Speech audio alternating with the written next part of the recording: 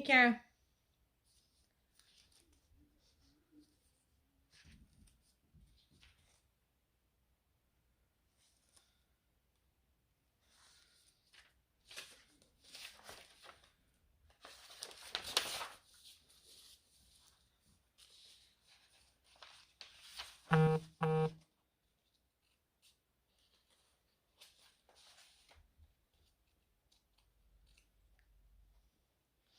My dad's trying to figure out how to do this, so I don't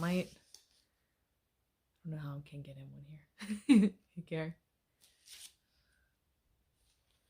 So I'm going to start in a minute. I want to see if my dad can figure this out. He's still very new to the Facebook thing.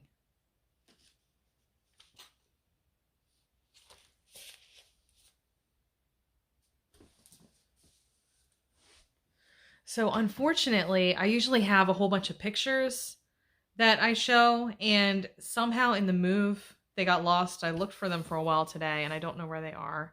So I can just start with just a picture of Frank. So here's the fun story. Carrie will appreciate this. So this is who Frank got his name from. This is my grandfather, Frank. Frank Aloysius Crest. He was a special ed teacher in Baltimore City. So that's where Frank got his name from. And that's where the teaching disorder took over. And, you know, I teach with two cousins. It's crazy. So, but yeah, so Frank was born on May 25th, 2012. And he actually, I just found this. He drew a little book. I don't know if it's backwards for you. But he drew a little book about his family. That was him on May 21st, 2012.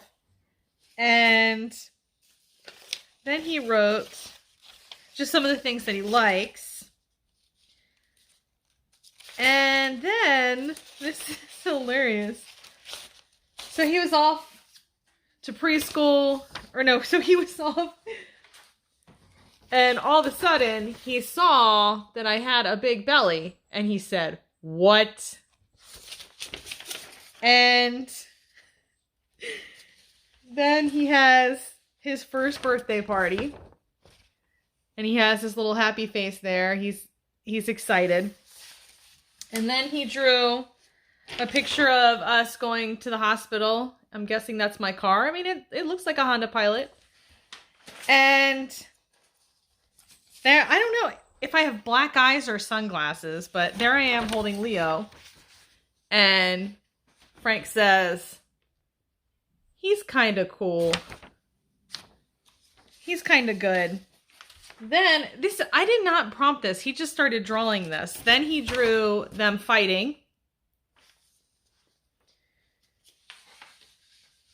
And then them yelling and trying to get me. Then he has this picture of Miss Sharon and Miss Robin, his teachers. So, who we are still very close with. And he drew a picture of him happy. So the next teacher, he didn't quite jive with, so he drew kind of a mean picture of her. But that's basically Frank's early childhood story, is that he was born, totally typical kid. I do have a baby picture of him. He was my little guy at 9-13, so he was, or 8-13. So he was like, you know, a good sized baby. He was full term. And he was just a chill little dude. He did start staying up really late at night and had a really hard time sleeping. And that was the only thing that made him different than his siblings. And that, honestly, like that should have been like our first sign that he had autism, because the inability to sleep is a big factor. And it's because their minds are so active. I don't know what 6-month-old Frank was thinking about, but whatever it was was keeping him up at night. So really, when we started noticing that Frank had some signs of autism was when he started like pinching and biting Leo a lot, like really badly. And we figured that he was jealous or whatever. Then when he was 2, I took him to the pediatrician and she said, well, is he talking at all? And I said, no, is he supposed to be? Because Colin was speaking full sentences by the time he was like 9 months old. That kid just does not stop talking. And I just thought maybe Colin was like the outlier and Frank was the normal one. And, I don't have an early childhood background. I'm wired for high school kids. So she said, well, I want you to pursue infants and toddlers and, try to get him some early intervention.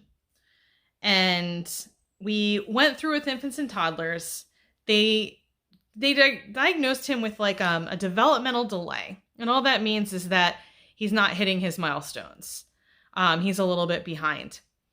And they said that, we would keep an eye on it. But in the interim, they were going to give him speech services and a special educator. So they came to the house. I don't think I was working at the time. And they would come to the house and just kind of play with him and teach him through play. They did a lot of observations. I'll show you this. So I have 2 binders full of this. So anybody who's concerned about whether or not they think their child has autism, like the first step I recommend is your pediatrician. The second step is infants and toddlers. It's through your school system. So this is just they would fill out this sheet and they would just kind of write a report of what they were noticing, what they did. And then eventually, they suggested that I have him formally evaluated for autism because autism is a medical diagnosis. It's developmental delay is not.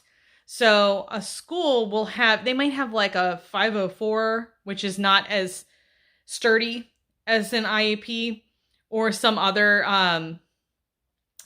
kind of like service plan, but they will not have an IEP. IEP is like the law. Like you have to hold up to that. So if you want to get your child better services, they have to have a diagnosis. OHI is other health impairment. Sometimes ADHD will fall into that category. But if your child has a disability that impacts their learning, you definitely need to be pursuing an IEP. And a parent can initiate the IEP process. And usually you just contact the general educator. If you're dealing with a doctor, they'll give you some paperwork to fill out. So Frank was diagnosed in kindergarten, like a month into kindergarten. And, they had to send in some papers and everything. I'm trying to think. I have all my stuff everywhere right now. So I could show you some of these. But I took all of that with me when I went to have him tested. I was on a waiting list for, I think, 9 months before I was able to get him in. Kennedy Krieger's waiting list was way longer, which is in Baltimore through Hopkins.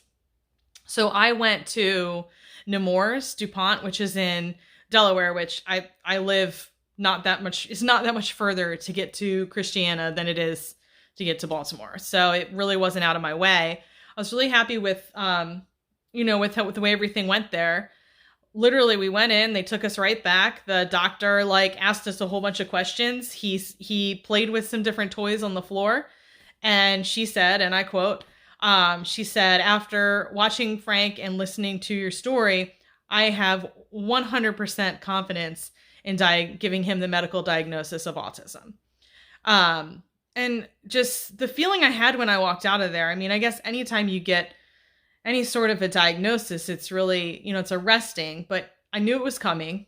And, I felt like I was actually opening more doors for myself, and especially for Frank. I was opening more doors for Frank because now that we had this diagnosis, there would have to be some more things available for him. So the next thing they said was get him on the autism waivers list. And I still don't know what it is. I signed him up. They could be, taking him to Estonia for a summer camp. I don't know.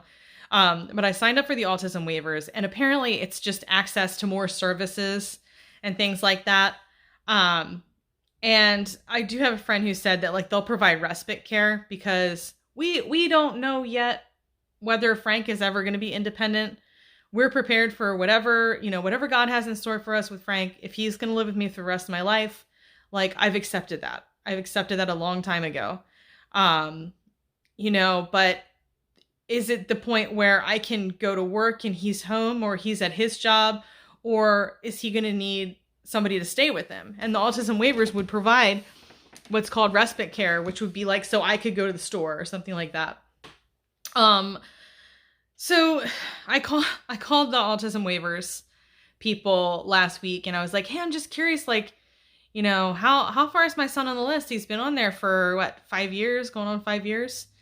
And she was like, let me look. I'll get right back to you.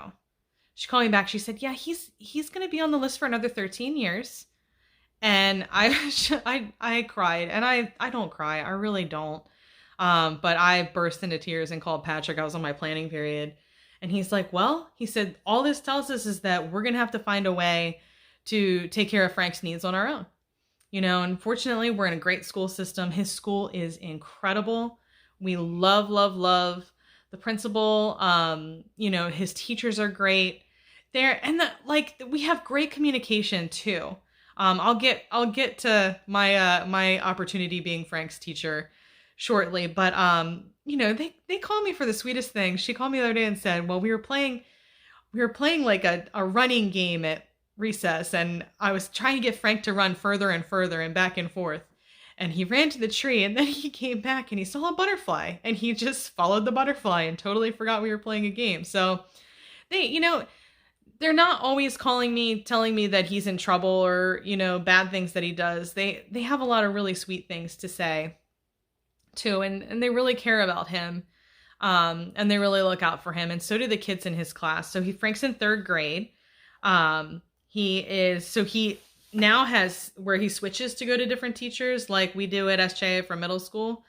And it seems like he's doing okay with that in person. I was worried about that because we were doing it online, and he seemed to be okay with having different teachers. He does better for some teachers than he does for other teachers. Like Patrick and I have a saying, and it's like, you either get Frank or you don't. And I don't think there's any getting to know Frank. Like, you just kind of, you get him or you don't. And some teachers are really great with working with Frank or other kids with autism, and some teachers are not.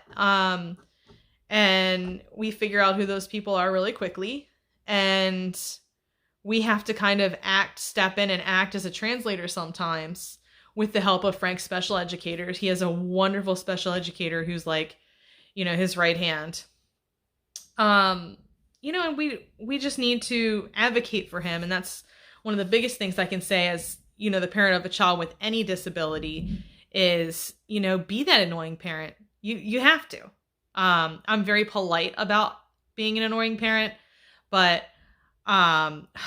so Frank had an issue, something that happened with one of his math tests or something. And I told the teacher, she's very young. I told her, I said, in his IEP, he gets extra time. I said, so he doesn't need to it was like an asynchronous thing that we were doing or whatever. And I was like, he doesn't have to get this to you because he gets double time. I said, so if this is due this Friday, he gets till next Friday to do it. And she kind of got angry with me. And sure enough, the special educator stepped in and said, hey, this is his IEP. This is the law. This is what we do for him. So yeah, it's, that IEP is your shield. It is the tool that you put in front of your child to protect them from being taken advantage of. So that being said, something I want to clarify about Frank is sometimes people think that Frank is slow. Like, they might think that he has intellectual disabilities. He does not. Frank is incredibly talented with writing and art, which, go figure, he's my kid. And I'll show you. He can do any assignments. Part of the problem sometimes is motivating him to do it. If there's that part in your brain that's the what's in it for me part of your brain. If it's not a topic or something that he's interested in, he won't do it. And you just kind of have to keep pushing him and pushing him. So here's a little recipe that he wrote. I don't know if you saw this. I posted this. But he also has really neat handwriting. He only writes in caps. My dad does that a lot too. He must have got it from him. So, but he wrote this. He said, if you want to know how to make a cake, you need some ingredients. First, you add flour, not from the garden. Second, add 1 or more eggs. It can split. Third, add not drink, so milky. Fourth, maybe add some strawberries. Fifth, stir. Sixth, put it in the oven for baby and me. 7, wait. 8, now add sprinkles. 9, done. Yay! So even when he was in kindergarten, he wrote this really sweet little poem. I just had it a minute ago. I think I left it over there. But even when he was in kindergarten, he wrote a really sweet little poem about an apple tree. And he's visual. He's an artist. He notices stuff. I was at the grocery store with my friend Dawn one time, and Frank was pointing out all the balloons that people had let go in the ceiling that I would have never noticed. So yeah, I mean, he sees the world in pictures. This is some of his art. These are different Goosebumps characters. So he loves different things. He loves Goosebumps, Among Us. He makes Among Us characters. Trying to think what else he's really into. We tried to get him into baseball, and he was for a while, but he kind of lost interest in it. So he does play a lot of video games. I think he likes it because, it's like you get all those gold coins, the little dopamine rushes from it.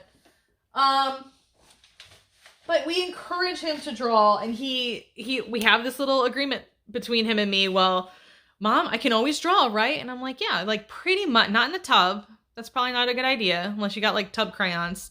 I said, but drawing is always a good idea. And it's as a former art teacher and a current English teacher, when I have kids who draw in my class, it doesn't bother me. It really doesn't. Some teachers get really angry, but for some people, that's how their brain works. When did Frank start to talk in sentences? Samantha, also early childhood educator.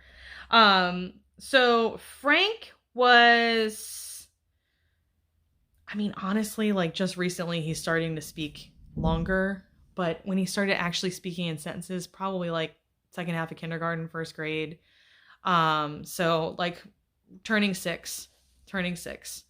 But he's still very like short with his speech, but every once in a while he'll get really excited about something and then all the words come out and then he like retreats back in. So, he does live in his own world in some ways, and he lets us in, and sometimes he just doesn't want to let anybody in. Like right now he's in his room. We moved and kindergarten. So we moved and now he has his own room, and it's great because it's his little sanctuary. It's bright yellow. He wanted a yellow room, and he has a desk in there. He's always got papers all over his desk, stuff that he's drawing and working on. But yeah, he's very imaginative. And that's one of the things that I wanted to say is that people who have autism are usually like all over the place with talents. You hear about those nonverbal people who are like geniuses on the piano who can play Beethoven and Mozart without even speaking. And then you hear about, people like Frank. His gift is his art and his writing. And I hope that he can pursue a field where he can do that. I think Frank's going to have a job because we have this agreement where he's always asked me, Mom, can I stay with you forever? Can I stay with you forever? And I always say, yeah, but you have to either have a job, be in school, or be a volunteer somewhere. I said, you can live with me, but you're not going to sit around the house all day. But I think like if I could get him into graphic design, my hope, I would love for him to come to Curly because I think we could accommodate him. We have the Anthony program for students who have like different learning differences and things like that. And I have a handful of kids who are Frankish. They're not quite all the way Frank, but they have some quirks to them. So I'd love for him to be able to go to Curly, but if not, I think that the graphic design program at Tech might be a really great place for him. He loves being on the computer. He's really, really good with the computer. I don't think he's the type that would ever want to like take him apart and put him back together. He's not like a gearhead type of kid, but he really does love, he makes slideshows. We made a really cool like history of Christmas slideshow, Christmas traditions around the world. He managed the whole thing. And then he likes he calls it copying, and he takes little graphics. He makes little like matrices, and then he puts little graphics in there. He's really obsessed with the alphabet and alphabetizing things. That's my other thing, is I think he could be a librarian. Miss Joan, I'll have him talk to Scott. I think he could be a really great librarian. His books in his room, all his Goosebumps books, he has like, maybe like 30, 40 of those. And then all the Jack and Annie Magic Treehouse books. He has all of these books, and they're all organized. So, I will say, so that's some of the brighter things about Frank. Some of the stuff that's frustrating, I will tell you now. Frank loves peanut butter. You might be getting excited. Easter's coming Sunday. Get your Reese's, chocolate peanut butter fix. No, Frank loves peanut butter, and I buy like a big jar of like this big, and he goes through one a week. But he's sneakier about it, and he hides food.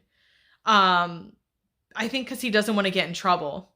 But he'll take the peanut butter knife, and then like he hears somebody coming, and he shoves it like behind a picture frame in the kitchen, like on the counter. Like he does weird stuff like that. So that's one of the biggest, like, not flaws, but the biggest challenges that we have with Frank is his eating. So the other thing too is like with autism being sensory, he loves food, and like he loves bright colors, and he does have a lot of food aversions, which is very, very common, but he loves the texture of peanut butter. He loves the crunch of popcorn.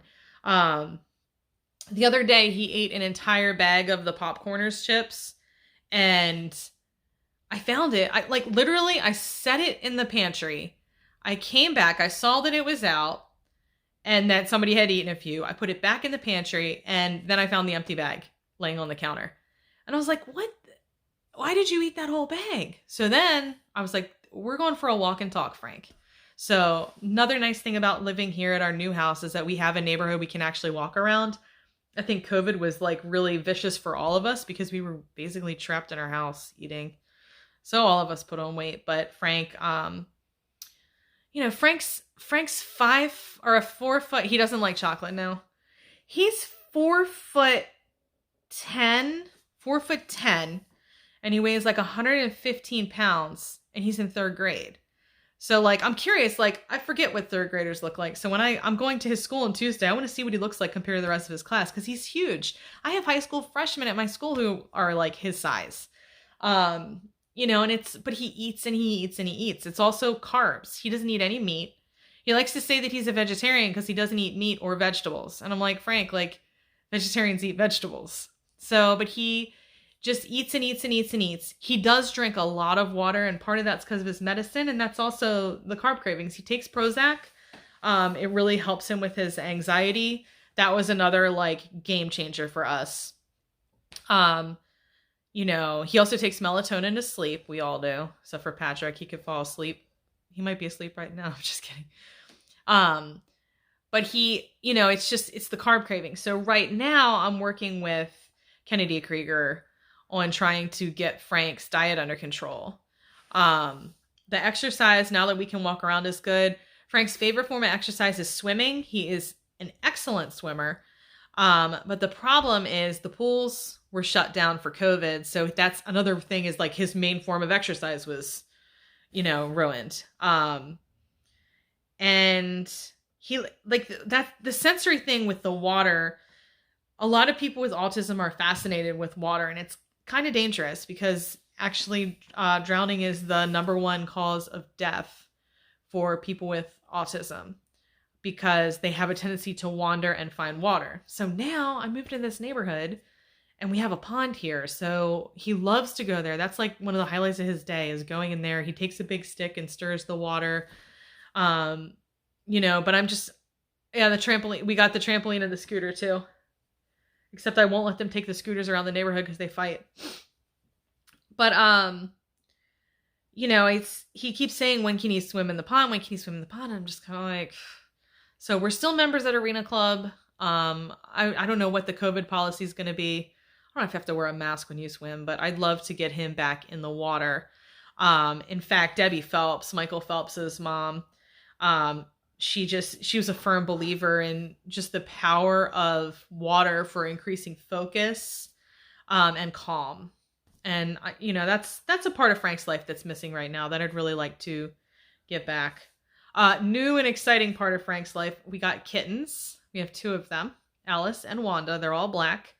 And Frank hates most animals. It's so funny because everybody's like, oh, my dog's a therapy dog. Does Frank want to, no, Frank does not like animals. And it's funny because his name's Frank, like St. Francis. Like I was thinking, oh, he's going to love animals. No. But he really likes these kittens and he's allergic to them. So I have to like be very careful about it. But he loves being with them, and they let him hold him sometimes, and he plays with them, and he thinks they're the funniest thing.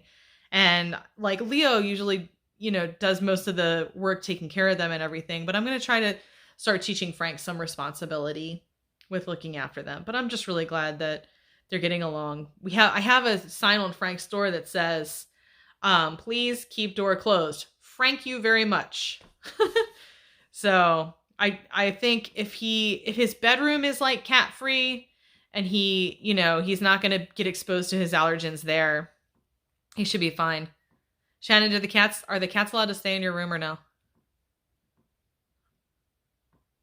I don't know. Shannon's allergic to cats and she has them. So, a couple other things that I want to share about me being at home with Frank and me being his teacher. It was the hardest teaching job I've ever had, and I taught it alt ed. So, but he really struggled with the online learning, and no one else could really help him. It had to be me. I was the only person that had the qualifications and the patience and the technical know-how. Cause it's like, it's like my parents have the patience for Frank, but they don't always have the technological know-how. And it's the other thing we found was that Frank needs consistency. He needs like the same person doing that with him every day. And that, ended up being me. So I would wake up in the morning. Leo is such a self-starter. He would, not when you're sleeping, probably a good idea. Leo was such a self-starter that he would just like get up, get dressed, and he'd be in front of his computer ready to go. He's in 1st grade and he's a grown man. And then Colin would get situated, and then Frank and I would get dressed, and then we would sit down. We had to find different places in the house. We were sitting down in this sofa in this like lounge room, and then he would fall asleep like while the teachers were talking and doing presentations and stuff. And I would just message the teacher and say, hey, I'm sorry, like we lost him. And then he liked doing any kind of long range project. Like he did, I think he's doing an animal research project right now. Anything where he gets to make a creative presentation, he really likes that. And I'm like, he is so me. He is so me. I wonder sometimes, do I have autism? But he loves being able to express himself, which is really great because a lot of people with autism don't know how to do that. Now the caveat to that is that sometimes he's very blunt and honest and says things that aren't the nicest things. I'm trying to think of a recent example. Like in a store or something, he might say something rude, and so that's actually what I was going to say is my cousin Carrie asked me, to address how do you handle like strangers who don't understand Frank, or, adults or whoever. Kids are usually pretty forgiving at this point. So Frank and I have a little code, and if he starts like screaming or getting worn out or throwing himself on the floor, he'll go, I'll go, Frank, it looks like your autism is bothering you. Is your autism bothering you? And they'll go, yes, my autism is bothering me. And I'll say, okay, well, we're almost done here. I mean, the worst time ever was I took him to Aldi. And it's really funny now, but at the time it wasn't. And he loves logos and brand names. That's another reason why I think graphic design would be kind of a route I would encourage him to take. He loves logos and brand names and things like that. And I took him to Aldi, and in case you don't know, they have off-brand. And sometimes it's like, instead of the Trix rabbit, it's the Trix, I don't know, mouse. And instead of this, it's that. Instead of the Honey Nut Cheerios bee, it's the Honey Nut Cheerios butterfly. And like the colors are similar, but they're all off. Frank freaked out the whole time we were at the store about how this store is lies. Why is that person fat? Yup. Yes. Yeah, he'll do that. And I'll be like, Frank, we're fat too. So, so he was freaking out about that. I must have had Tegan or somebody else with me too. And then I got to the checkout line, and it was one of those really long lines. I finally got up there, loaded my stuff on the belt. Frank's been screaming this whole time, I'm sorry, I'm sorry, I'm sorry. And then he just took off running to the back of the store. And I'm in the middle of my checkout transaction. I was like, what am I going to do now? But you know what I have found is that there's always, like, God always sends me like some kind of an angel. Some sweet old lady who will stay with Tegan so I can go get him. Or, even at school, Frank has a couple of friends who he's been friends with since preschool who are amazing. One is Gabby Harrison, and he is Forrest and she is Jenny. And it is so sweet to see them together. And the other one's a little girl named Emma who used to live next door, who always makes sure he has somebody to play with at recess. And I hope these kids continue to grow up together. One of the biggest reasons we moved, well, there are a lot of reasons, was to get him into the Southampton Middle School District, because I have a couple of friends who work there. And I feel like he'll be looked after there. It's like I have to worry about him for different reasons than I do other things. It's like I see news stories about people with autism getting jumped and taken, just getting taken advantage of by people pretending to be their friends who really just want to hurt them. And Frank's very sweet, and I could see that happening. And that's, again, why I had to move him to a school where he's going to get the attention that he needs, because like some of the other schools that were in the old neighborhood, they have a lot of students there who have more severe needs than Frank. And some of them have histories of violence and things like that. And, and I've worked in those schools. I know how it is. And I know that Frank would be kind of at the bottom of the barrel, because Frank's not going to hurt anybody, but Frank could get hurt. So yeah, and he's overweight, he's big. And I worry about him getting picked on for that. And he's sensitive, and he knows if somebody's saying something mean to him. And that's, when he was really young, I hoped that he wouldn't be with it enough to know if somebody was making fun of him, but he is. And that's a reality that I'm going to have to face, especially in middle school, because that's just how middle school kids are. It's just developmentally where they are trying to assert their independence and whatnot. So those are some of the things I worry about for Frank. Like I said, now he's in like a really tiny elementary school. He gets a lot of attention. He gets a lot of care. They actually asked me to come in on Tuesday or Wednesday and talk to his class about autism. And what my approach with them. I read this book to my mom and Patrick last night. I found a book for kids on like autism superpowers. I'll show you guys books in a second too. I have like the most important books here. It's called Uniquely Wired. And it's really cool because the little boy in this book, when he was younger, he was obsessed with trains. And now he's obsessed with watches, and he has 379 of them. And the obsessions and the fascinations is one of the biggest things that the people with autism have. Frank's are Five Nights at Freddy's, Plants vs. Zombies, Mario, Goosebumps, the one with the Among Us. So he has his obsessions, but he changes. So he'll be obsessed with something for a while. When he was really little, it was Mickey Mouse Clubhouse. And then he wants everything that has to do with that, and then he moves on. I know some people who don't have autism who are like that. And in this book, the boy has a heightened sense of smell. Like, he wants to smell everything.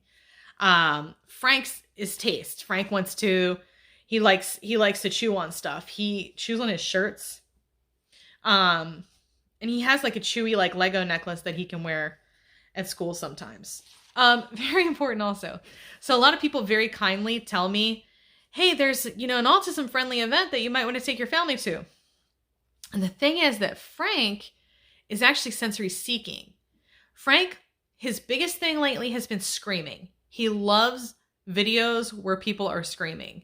Like, I should show him Pee-wee's Playhouse when Pee-wee does like the, So he loves screaming himself, and he loves hearing people scream.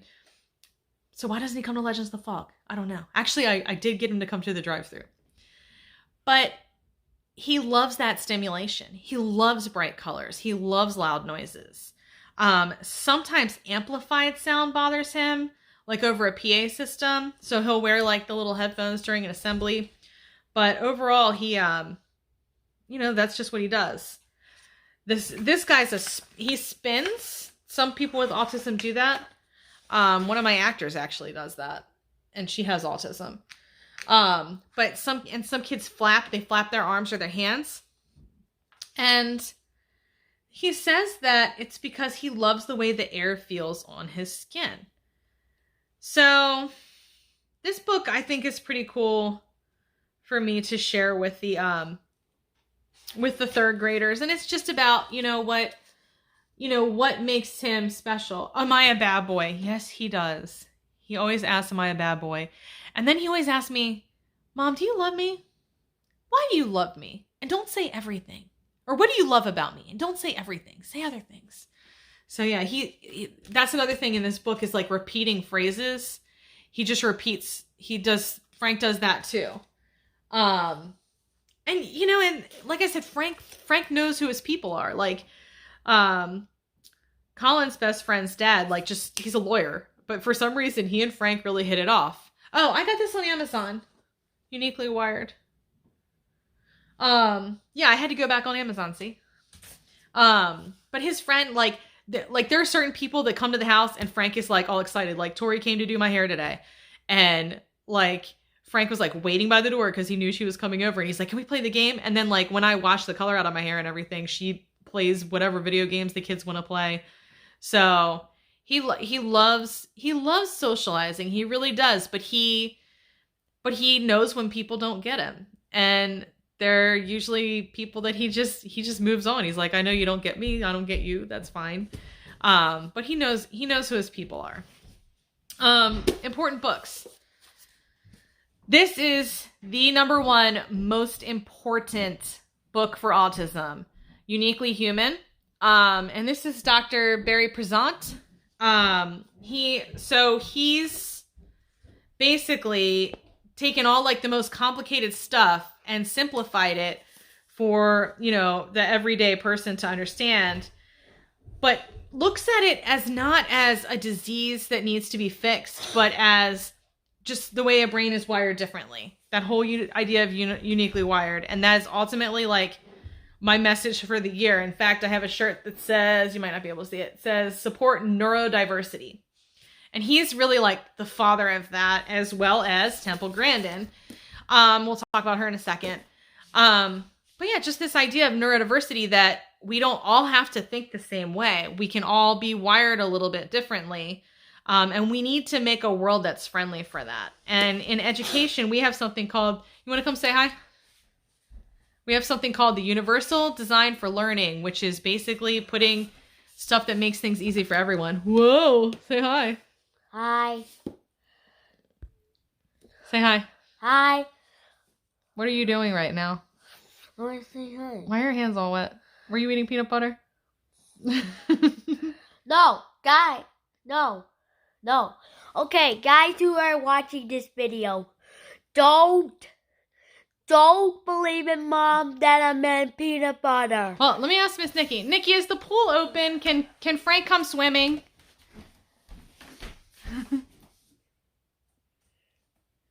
I don't know if she can hear me. Nikki's one of the fitness instructors at Arena Club, and she does all the aqua Zumbas and everything. So I was trying to see if Frank can get up there and go swimming, because I know the dome's coming down this weekend. So Temple Grandin, my mom and I had the pleasure of meeting her. She is probably the world's most famous person with autism. She'll probably tell you that she's the most famous person in the world with autism. And Temple, she grew up in like a really wealthy household, but there was always like something quote unquote wrong with her. So her mom sent her to live with her aunt on a ranch. And she really like felt a connection with the cows. And that's another thing. It's like some people with autism like really get animals. I don't know about Frank. But so she watched the slaughter process and she said, this isn't humane. This is like kind of hurting their feelings. She's like, I know we got to kill him, but let's do it more humanely. So she designed a system to take the cattle and kind of trim them. They go in like a spiral.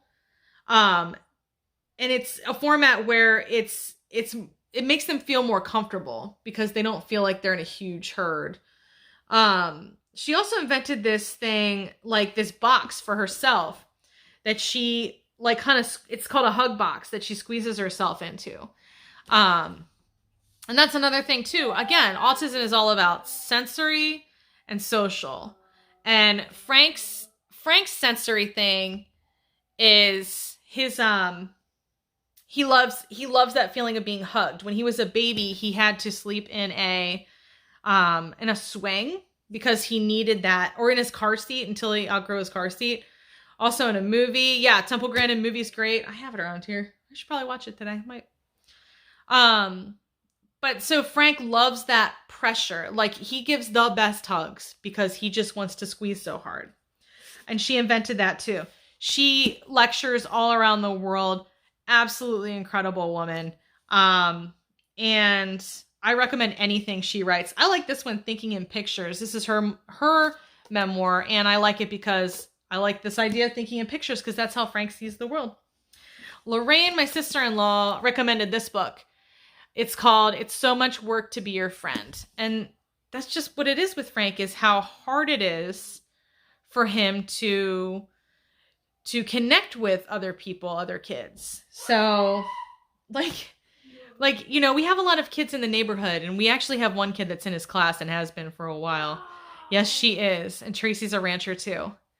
But yeah, you know, it's like Frank never ceases to amaze me. I love how creative he is. I love how sweet he is.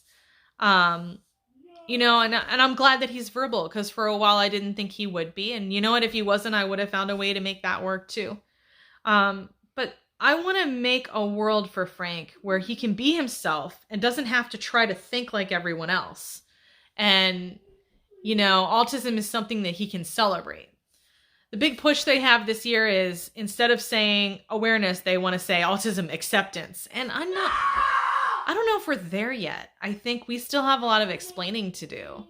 I think people still have questions, and I think people have misconceptions. So my job, thanks for coming today. Thanks for coming to my TED Talk. This was just my way of kind of trying to show you what autism looks like. And, you know, I think Frank will find his way in a world that works for his brain. So, anybody have any questions? Thanks, Cheryl.